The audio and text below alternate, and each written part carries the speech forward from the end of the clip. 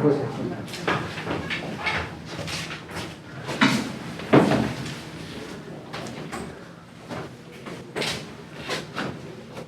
listo, está acabado. Doctor, porque no puedo utilizar nada. Muchas gracias. Claro, estos son los casos que me dieron, Sí. es para efectos de tener una relación Por supuesto. del tema, sí. Gracias. Permiso. Doctor, disculpe, la señora que está aquí es de La veeduría. doctora es la veda. Perfecto. Permiso. Bueno, en primer lugar, permítanme saludarlos. Alejandro Arteaga García, postulante en este caso. ¿Puedo empezar ya? Por favor, Sí, iniciar. me han tocado... Inicio con el tiempo de este momento. Gracias, doctor. Muchas gracias. Me ha tocado un caso en el que señala que el juez de primer nivel dicta sentencia concediendo indemnización por despido intempestivo en el juicio laboral incoado por una ciudadana en contra de Cercoel S.A. Por su parte, la Sala Laboral de Corte Provincial reforma la sentencia apelada, corrigiendo error de cálculo en el total de la indemnización, negando las costas honorarios reclamados por la parte actora por tratarse la demandada de una empresa pública.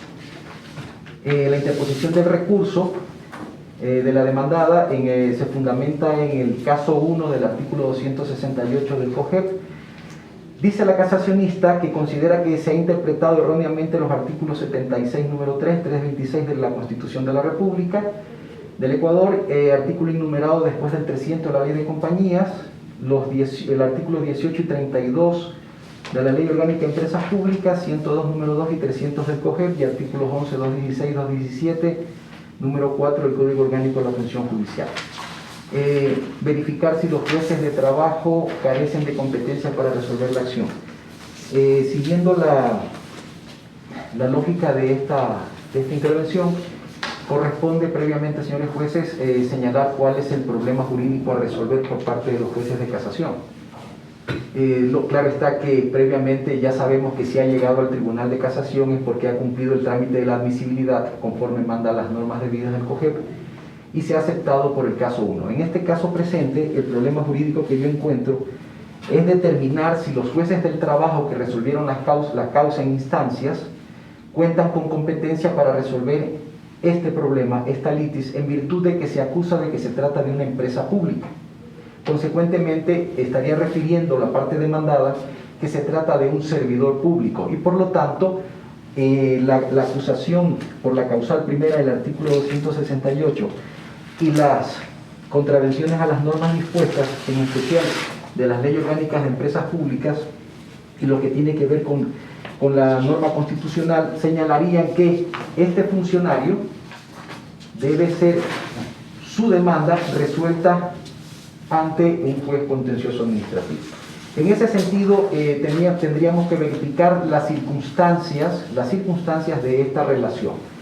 Y tenemos que, de acuerdo con lo que yo percibo aquí, con los datos que me han dado aquí, primero es una empresa que tiene, a pesar de que es SA, me implica, porque dice Cercoel SA, sin embargo no le mandan a pagar las costas, porque es una empresa pública, entiéndase que tiene capital del Estado, capital público. Puede ser en el porcentaje total, pero tiene capital público. Segundo punto que yo encuentro aquí para hacer la resolución, que se menciona a la ley de compañías en el artículo enumerado posterior al 300. Esta norma señala que para toda entidad que no sea financiera, y en este caso Cercoel no es una entidad financiera porque la línea del negocio es la electricidad, se regirá a lo que diga la ley de compañías. Pero para efectos, por tener capital público, para efectos de sus tratos, se regirá por la ley de empresas públicas. Consecuentemente, me trasladé a verificar las normas, en este caso el artículo 32, en concordancia con el artículo 18 de la ley de empresas públicas, y encuentro lo siguiente, que en primer lugar tenemos una clasificación de los servidores o de las personas que trabajan para una empresa, en este caso que tiene capital público, y encontramos que hay servidores de libre remoción o de libre designación, tenemos servidores de carrera y tenemos obreros. Estas normas nos implican y nos dicen para efectos de controversias cómo debemos clasificar a estos servidores, y tenemos que los servidores de carrera y los obreros se regirán por las normas del Código del Trabajo para efectos de cualquier discrepancia en la relación laboral. no así los de libre designación. En el caso presente, no encuentro que se haya demostrado, o se haya justificado, perdón el término, se haya justificado, que se trate de un servidor de libre remoción. Consecuentemente, los jueces de instancia debieron resolver en virtud de esta circunstancia y por lo tanto declararon que este servidor debía ser juzgado o la competencia le correspondía a los jueces del trabajo. En tal virtud, señores jueces, indico que este Tribunal de Casación no encuentra que exista vulneración de la norma alegada. Por el caso 1, que quisiera hacer una breve exposición al respecto, busca las circunstancias de nulidades procesales o cualquier otro tipo de actuación durante el proceso que pudiera causar indefensión. En el caso presente, al alegar la incompetencia, porque estas normas van encaminadas a alegar la incompetencia del tribunal, la verificación dentro del esquema del expediente sentencia de segunda instancia, que es ratificatoria de la sentencia de primera, claro que corrige el error de cálculo, confirman la competencia, con la cual yo como juez de casación comparto en virtud de la descripción normativa que les realicé. Por lo tanto, no caso la sentencia. En conclusión.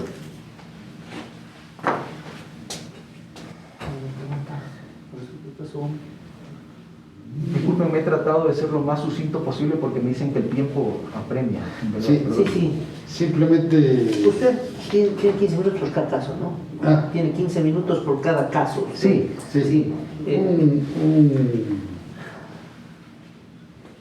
Un par de preguntas. ¿Cómo no, nomás. señor? Usted en su exposición no se ha referido a la competencia de la Sala de Casación. Ah, No, ha omitido eso. Igualmente, no se ha pronunciado sobre la validez procesal, requisitos fundamentales, como usted conoce, para estructurar la sentencia de casación. perdóneme si me permite. Síganos. Al inicio señalé que el caso ya había pasado por la sala de admisión, de casación. Entonces, bueno, tal vez debí ser más detallado, debí hacer un detalle mayor, claro está. De acuerdo con el procedimiento casacional, tenemos que, una vez que llegue el recurso de casación, se verifican los términos, el cumplimiento de términos en la Corte de segunda instancia. Llega, verificado esto y cumplido, llega a la Corte Nacional y la sala de admisibilidad, el conjuez de admisión, revisa todos los requisitos previstos en la parte de a partir del 268. De forma. Exactamente, revisa y considera pertinente, una vez que se ha expresado el caso, antiguamente por la ley de casación conocida como causal, se ha expresado el caso, se ha expresado las normas que consideran vulneradas y hay una fundamentación respecto de las razones por las cuales considera que hay agravio en la sentencia, le produce agravio esa sentencia, se sortea y pasa a un tribunal de casación. Este tribunal de casación, en audiencia, el ritual que señala, implica pues la competencia en virtud de que se trata, en este caso, de una causa laboral que ha cumplido segunda instancia, es decir, tiene una sentencia de cierre y ha llegado dentro del término debido y no ha sido impugnada la conformación del tribunal durante la audiencia hasta ese momento, declara la validez de todo lo actuado hasta ese momento. Lo interesante de esto, si es que la pregunta va por el asunto sobre la competencia, en virtud de lo que ha expuesto el casacionista, es un tema que está dentro de las posibilidades de resolver, pues la Corte de Casación tiene esa capacidad para establecer si las Cortes de instancia tuvieron o no competencia. Y en ese sentido, luego del detalle, le voy a llamar, de las normas que indiqué para construir la motivación de este fallo, encuentro que los jueces laboral de instancias actuaron con competencia en virtud de las circunstancias que le expliqué, señor doctor. Gracias. Doctor, una pregunta. Efectivamente, el caso es claro y usted se ha referido al artículo 32 y 18 de la Ley Orgánica de Empresas Públicas, que efectivamente da la competencia al juez laboral para conocer este hecho. Pero también el artículo 32 de la Ley de Empresas Públicas establece o le da la posibilidad a la empresa, en este caso, de tener una reglamentación propia. y en un reglamento interno, en un caso hipotético, podría establecerse la posibilidad de que los funcionarios, los servidores de carrera, estén sujetos a la ley orgánica de servicio público. En el supuesto caso que existiera una normativa jerárquicamente inferior a la ley, que remita a otra ley el conocimiento o el manejo del recurso humano en base a la misma norma del artículo 32, ¿se casaría o no se casaría la sentencia? Insisto en no casar la sentencia, señor. Porque la norma, la Ley Orgánica de Empresas Públicas, es expresa en determinar. Por eso hice la relación del 32 con el 18. En el 18 establece cuáles son el tema del talento humano y cómo se clasifican estos servidores. Y es muy claro cómo se tramitará en el 32, cómo se tramitarán las controversias. Entonces, desde el punto de vista funcional y para no perjudicar a la parte débil de esta relación, debo mantenerme con las normas del Código de Trabajo por ese caso, porque no se ha justificado que él sea de libre remoción. Gracias. Gracias, doctor. Quería decirles jueces, así estoy como que estoy después. No sé qué usted. ¿No? Perfecto, entonces, déjame ver. Pasaríamos al siguiente caso. Gracias. Para aprovechar todo el tiempo.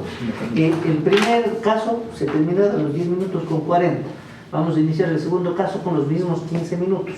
Ya, ¿Sí? o sea que no me lo sumo. No, eso No, está muy bien, está muy bien. Sí. Está muy bien. Cada caso es 15 minutos, no podemos sumarle tiempo al siguiente caso. Sí, alguien me dijo alguna vez que de lo bueno poco y de lo malo por malo mucho menos. Entonces, no quiero abundar. Muchas gracias. En el segundo caso, señores jueces, ahora, muchas gracias. Dice, comparece un ciudadano ante el juez de la unidad de trabajo y demanda a su empleador lo siguiente. Considera que ha sido despedido intempestivamente y reclama indemnizaciones establecidas en los artículos 185 y 188 del Código del Trabajo, ya que su empleador interpuso trámite de visto bueno por falta de probidad y conducta inmoral de conformidad con lo que establece el artículo 172, número 3 del Código del Trabajo. Visto bueno que fue concedido a favor del empleador por parte del inspector de trabajo. Trámite ilegal, ya que en dicho trámite no se demostró la existencia de la causal alegada, es lo que argumenta el demandante. El trabajador demuestra en el juicio que efectivamente no se configuró la causal alegada, mas no fundamentó su demanda en el artículo 183 del Código de Trabajo. El juez de primera instancia declara sin lugar la demanda por no haberse impugnado la resolución de visto bueno de manera expresa y alega que no puede suplir las falencias técnicas de la demanda. El trabajador interpone recurso de apelación de la sentencia dictada y manifiesta que demostró fehacientemente que la causal invocada en el visto bueno, la cual no fue probada, por lo tanto, el hecho de no impugnar expresamente el visto bueno en la demanda no le quita el derecho a que dicho trámite sea considerado como mero informe y el juez lo deseche en su sentencia, por lo que la Sala de lo Laboral de la Corte Provincial considera que el actor debía impugnar el trámite administrativo de conformidad con lo que establece el 183 del Código del Trabajo, ya que su pretensión era que se deseche dicho trámite y se declare su ilegalidad, por lo que rechaza el recurso de casación y confirma la sentencia de enumerado. En la interposición del recurso, Hay un error del caso, donde dice se rechaza el recurso de apelación, no de casación. correcto, ya, está bien.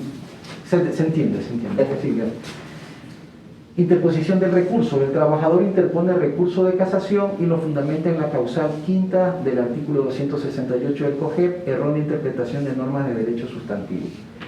El trabajador en su recurso de casación indica que la Constitución de la República establece que no se sacrificará la justicia por la omisión de formalidades. Alega como normas infringidas artículos 169 y 326 de la Constitución de la República, artículo 4, número 13 de la Ley Orgánica de Garantías Jurisdiccionales y Control Constitucional y artículo 7 del Código del Trabajo. La contraparte manifiesta al contestar el recurso que el visto bueno se encuentra firme por cuanto no ha sido impugnado por la parte actora. Únicamente lo menciona en la demanda y el juez no puede ir más allá de lo pedido en la demanda. Sí. Bueno, en el caso presente, señores jueces, una vez que el recurso de casación ha sido admitido por el conjuez de admisibilidad de la Corte Nacional de Justicia, tenemos, de acuerdo con lo que indicó en algún momento la Corte Constitucional y en algunas sentencias, indicó que admitido el recurso por el conjuez, el Tribunal de Casación no puede realizar una recalificación, porque al inicio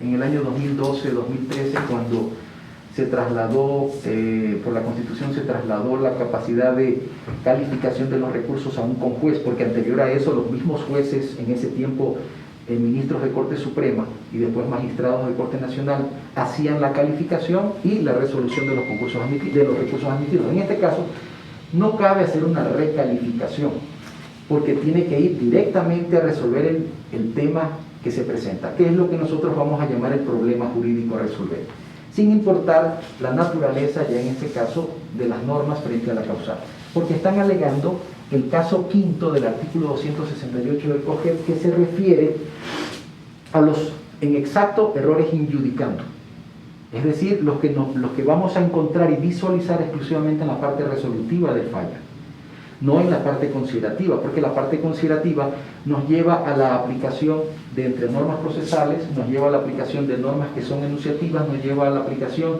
de toda esa racionalidad que produce el juez en el momento de enfrentar el caso entre hechos y norma, como dice el silogismo. Bien, quería hacer este hincapié, es para expresar que, a pesar de que yo particularmente consideraría que no es la causal adecuada, sin embargo, como juez de casación, tengo que entrar a resolver en esos términos, en los términos planteados por la admisión.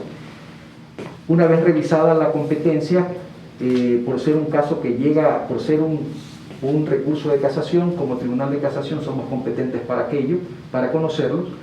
No se vislumbra, de acuerdo con las constancias que tenemos aquí, ni en lo que hubiera en la audiencia, que haya habido una impugnación en la conformación del tribunal, por lo tanto, declaramos la validez de lo que se ha realizado y actuado hasta ese momento.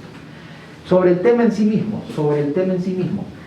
el problema jurídico a resolver aquí, yo lo centraría en la vigencia del principio procesal, constitucional y legal, iuria novit curia. ¿Por qué digo esto? Es un aforismo muy conocido, es que el juez conoce el derecho. Dame los hechos, yo te daré el derecho. Los fundamentos de hechos son a la parte, los fundamentos de derecho son al juez. Y es lo que reclama aquí el casacionista. Si se ha vulnerado el principio iuria novit curia, así como también la seguridad jurídica. Y en este sentido me remito al artículo 183 del Código del Trabajo respecto del visto bueno, y se refiere a la calificación del visto bueno y señala también que para efectos de ese artículo y las terminaciones de relaciones que tengan que ver con el artículo 172, artículo 173 del Código del Trabajo, pues tendrá que haber una resolución en este trámite de visto bueno por parte del inspector del trabajo. Sin embargo, la parte perjudicada dentro de este trámite administrativo tiene la capacidad y la facultad dada por la ley para emplazar esa decisión administrativa vía judicial, en sede judicial, como en efecto lo ha hecho este demandante. Perdónenme que sea un poco, hacer un poco de historia. En el sistema inquisitivo, yo sé que ustedes me van a decir que es una palabra tal vez no correspondiente para este asunto, pero el juez debe ser no solo sabedor de la ley, sino que debe entender la ley y racionalizarla para efectos de no vulnerar derechos, más aún cuando contamos con una Constitución que nos hace un detalle, por no decir un glosario de los derechos, y relacionados también con el Código del Trabajo, que tiene principios universales del derecho del trabajo para efectos de resolver las circunstancias cuando la parte débil de la relación laboral está en conflicto. Bien, en este sentido, el principio iuria novit curia nos señala, dame los hechos. La demanda, como en efecto reza del texto del problema, la demanda fue presentada atacando el visto bueno. Y la causal por la cual se dio por aceptado el visto bueno al empleador, la falta de probidad. Y al emprender, al emplazar en contra de ese visto bueno, los jueces deben entender que está impugnando el visto bueno.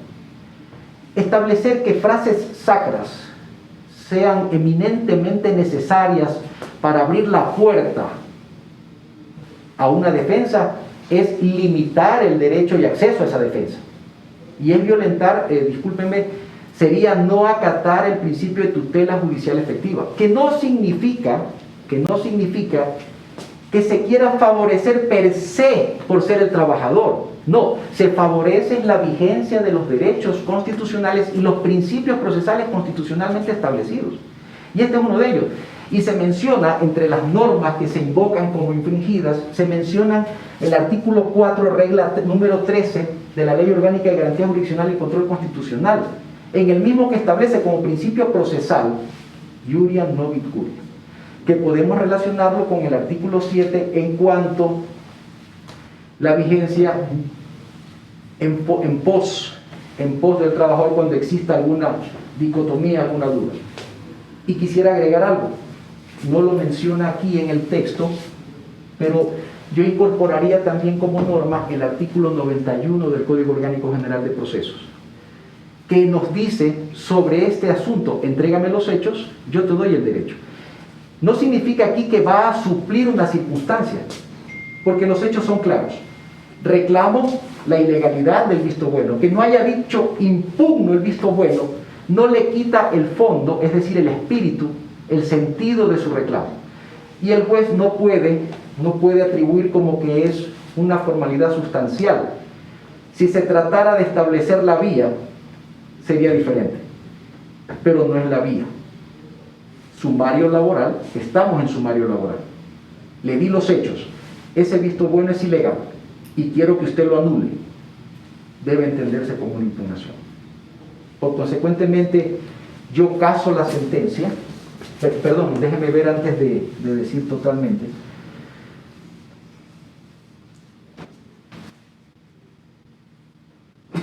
Sí. Yo caso la sentencia y concedo la demanda y ordeno que el trabajador reciba las indemnizaciones previstas en el artículo 188 en concordancia con el 185 del Código del Trabajo en esta causa. He terminado, señores jueces. ¿Hay preguntas? Con una pequeña aclaración, doctor, Señor. que usted solamente como juez ponente pone en consideración su opinión a los demás compañeros. Sí, señor. ¿Sí? Y perdóneme que haga especie de chiste esto, ¿no? No es chiste, es broma, es serio. No, lo que yo voy a decir, discúlpeme, señor presidente, yo me pregunto siempre, por ejemplo, en este caso la postulación, en este concurso, ¿deberé coincidir con el criterio respecto del caso que tengan los jueces del tribunal? No, Eso me preocupaba. no, aquí lo que yo voy es así. Usted está como juez ponente. Correcto. Y usted tiene que poner en conocimiento de sus dos compañeros. Si sus dos compañeros aceptan el pronunciamiento, usted va a hacer pronunciamiento de sala. Ah, ya, perfecto, presidente, sí, buen punto ese, sí. Gracias, doctor. Muchas gracias, Carlos. No, yo creo que Ya. estamos bien con el caso. Sí, a mí me respondió lo que quería.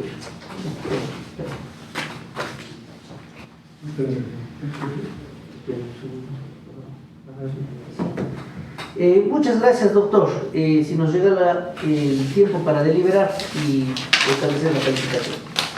Así se dice cuando termina la audiencia. Vamos a ver.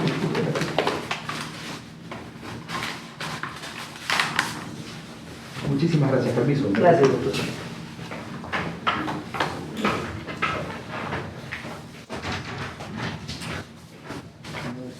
En el primer sistema, como que se perdió, comenzó a nervios, comenzó a hablar ya directamente del caso, cuando debía centrarse al Un juez de Figueroa, podría. Si es que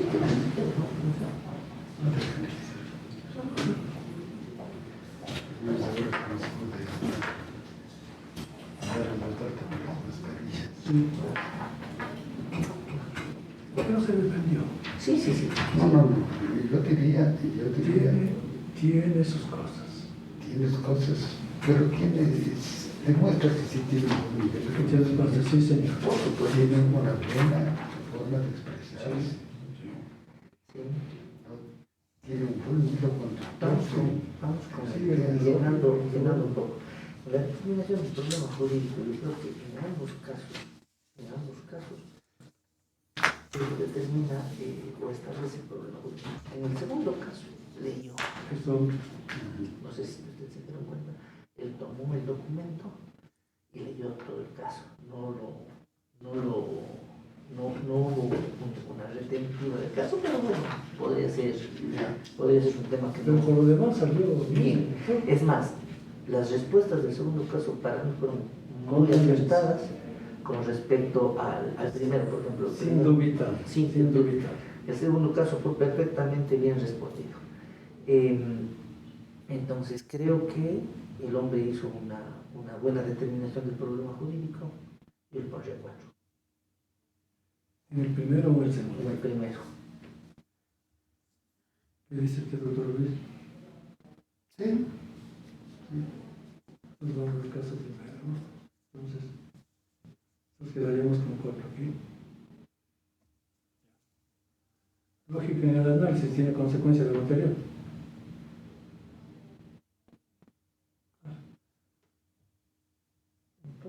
Determinación del problema. estamos analizando el caso. El primer caso. ¿Cierto? Entonces, en el primero estamos En viendo la lógica del análisis, ahí hay un poco de falla. Sí, porque usted le tuvo que preguntar el tema procesal. Él sí habló de la admisibilidad al principio, sí habló de la admisibilidad. Sí, pero la admisibilidad. No habló de la competencia y solamente tampoco por- habló de la jurisdicción. Entonces ahí la lógica del proceso sí un poquito tuvo falencia. ¿Cuál será usted? Sí, sí, porque tampoco fue pésimo, ¿no? Y después con la pregunta, No, él fue pésimo. conoce. Yo creo que sí está bien. Disculpe, tengo que detener la grabación para que no les